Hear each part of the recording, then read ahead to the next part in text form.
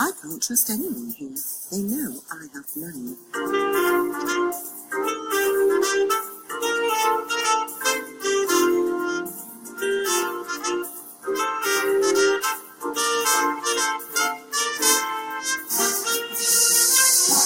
Oil, steel, gold, I own it all.